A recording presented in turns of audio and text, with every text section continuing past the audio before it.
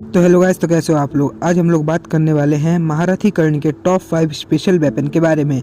Special weapon मतलब वो अस्त्र जो एक टाइम पे किसी एक ही वॉरियर के पास हो सकते थे, जैसे कि महादेव का त्रिशूल और भगवान नारायण का सुदर्शन चक्र।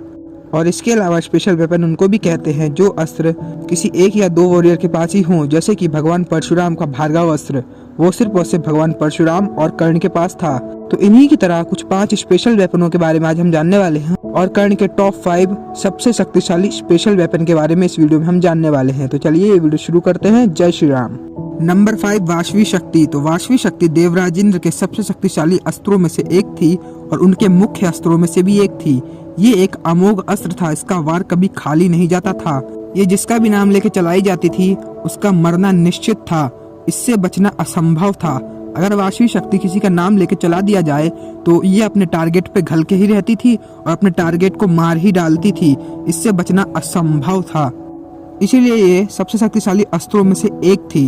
आपको तो पता ही होगा महारथी कर्ण सबसे बड़े दानवीर योद्धा थे, इसीलिए जब देवराजेंद्र महारथी कर्ण से उनके कवच और कुंडल दान में मांग लिए थे, तब महारथी कर्ण ने एक तलवार से अपने शरीर को काट करके कवच कुंडलों को अलग किया और देवराजेंद्र को दान में दे दिया।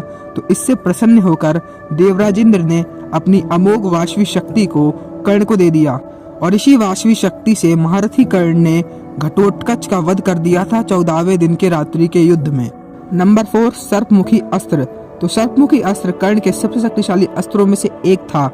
इस अस्त्र को महारथी कर्ण ने खुद बनाया था। महारथी कर्ण ने अपने तपोबल और अपने मंत्र की शक्तियों से इस अस्त्र को निर्मित किया था। ये एक महाशक्तिशाली दिव्यास्त्र था। ये बाकी दिव्यास्त्रों की तरह नहीं था जिनको बुलाया जाता था, जैसे कि ब्रह्मास्त्र, अग्नेयास्त्र और वैवास्त्र। इन अस्त्रों को मंत्रों का उच्चारण करके बुलाया जाता था, तब ये अस्त्र आते थे।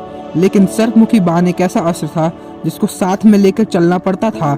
इसके लिए एक स्पेशल तरकस होता था, उसमें ये अस्त्र रखा रहता था और इस अस्त्र को उठाकर चलाया जाता था जैसे कि कोई तीर हो। और इस अस्त्र को बुलाया नहीं जाता था, इस अस्त्र को एक तीर की तरह चलाया जाता था और ये अस्त्र वापस लौट के उसी योद्धा के पास आ जाती थी जो योद्धा इसको चलाता था। सर्पमुखी बाण से बचना इम्पॉसिबल था। ये जिस पर भी घलती थी उसका मरना निश्चित था। ये एक महाशक्तिशाली दिव्यास्त्र था। इसका प्रहार कभी भी खाली नहीं जाता था। महारथी कर्ण ने 17वें दिन कर्ण अर्जुन अंतिम युद्ध के दौरान जब उन्होंने अर्जुन को बुरी तरह से घायल कर दिया और अर्जुन के सभी अस्त्रों को काट दिया, तब उन्होंने युद्ध खत्म करने के बारे में सोचा और अर्जुन के वध करने के बारे में सोचा।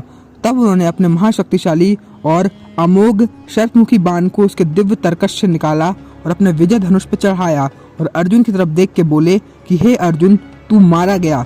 महारथी कर्ण फुल कॉन्फिडेंस थे कि अर्जुन इस अस्त्र को नहीं काट पाएंगे और अर्जुन का मरना निश्चित था। महारथी कर्ण ने अपने सर्पमुखी बाण को अर्जुन की तरफ छोड़ दिया। जब वह तीर अर्जुन की तरफ बढ़ रहा था तब अर्जुन भी समझ गए थे कि उनका मरना निश्चित था और अर्जुन पूरी तरह शॉक हो गए थे और उनको लग गया था कि अब वो मारे गए और इंद्र को भी यही लगा था कि अर्जुन की मृत्यु निश्चित है। इससे पहले कि सर्पमुखी बाण अर्जुन के सिर को धड़ से अलग कर देता, उससे पहले भगवान श्री कृष्ण ने अपने दोनों हाथों को रथ में पटक दिया, जिससे रथ के घोड़े घुटनों पे आ गए और रथ का पहिया धरती में धंस गया और अर्जुन का लेवल नीचे हो गया, जिससे सर्पमुखी अस्त्र अर्जुन के सिर की जगह अर्जुन के कीर्ति मुकुट पे जा गला और सर्पमुखी बाण ने अर्जुन के कीर्ति मुकुट को भस्म करके रख दिया। आपकी जानकारी के लिए बता दूं कि कीर्ति मुकुट स्वयं देवराज इंद्र ने खांडव दहन के दौरान अर्जुन को दिया था। ये मुकुट लिटरली अनब्रेकेबल था, इसको कोई भी अस्त्र शस्त्र तोड़ नहीं सकता था और भगवान श्री कृष्ण के हिसाब से कीर्ति मुकुट को भगवान महादेव का पिनाक धनुष, देवराजेंद्र का वज्र और यमराज का यमदंड भी काट नहीं सकता था। लेकिन उस महाशक्तिशाली कीर्ति मुकुट को महारथी कर्ण ने अपने सर्पमुखी बाण के एक ही प्रहार से भस्म करके रख दिया। जिस कीर्ति मुकुट को देवता भी नहीं काट सकते थे, उस मुकुट को कर्ण ने अपने सर्पमुखी बाण से बड़ी आसानी से भस्म करके रख दिया। और इस इंसिडेंट के बाद भगवान श्री कृष्ण ने कर्ण के सर्पमुखी अस्त्र को भगवान शिव के पिनाक धनुष, देवराजेंद्र के वज्र और यमदंड से भी ज्यादा शक्तिशाली बताया था, जिससे आप सोच ही सकते हैं कि कर्ण का सर्पमुखी अस्त्र कितना ज्यादा शक्तिशाली होगा। अगर यहाँ पे भगवान श्री कृष्ण नहीं होते तो अर्जुन का मरना निश्चित था और 17वें दिन ही युद्ध खत्म हो जाता और महारथी कर्ण इस युद्ध को जीत लेते। नंबर 3, भार्गव अस्त्र। तो भार्गव अस्त्र भगवान परशुराम के सबसे शक्तिशाली अस्त्रों में से एक था और उनके मुख्य अस्त्रों में से भी एक था। इस अस्त्र को भगवान परशुराम ने खुद बनाया था। आप तो जानते होंगे भगवान परशुराम चिरंजीवी हैं, वो अमर हैं, वो मर नहीं सकते। और उन्होंने भगवान श्री राम जी से भी पहले भगवान विष्णु के अवतार के रूप में धरती में अवतार लिया था और वो हमेशा तपस्या में लीन रहते हैं। भगवान परशुराम ने हजारों और लाखों साल की तपस्या की थी और अपने इसी हजारों और लाखों साल की तपस्या के बल पर भगवान परशुराम जी ने भार्गव अस्त्र को बनाया था। माना जाता है भार्गव अस्त्र भगवान परशुराम को ही प्रदर्शित करता था और ये एक महाशक्तिशाली दिव्यास्त्र था।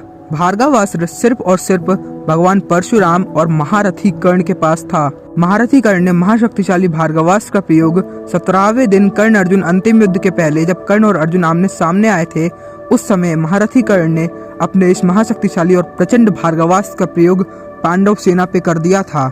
और जैसे ही भार्गवास्त्र का प्रयोग होता है, उस समय भार्गवास्त्र में से लाखों, करोड़ों, अरबों से भी ज्यादा तीखे और जलते हुए तीर निकलने लगते हैं और एक साथ करोड़ों और अरबों तीर निकल रहे थे और वो पूरे रणभूमि में घूम रहे थे और हर तीर जलता हुआ था।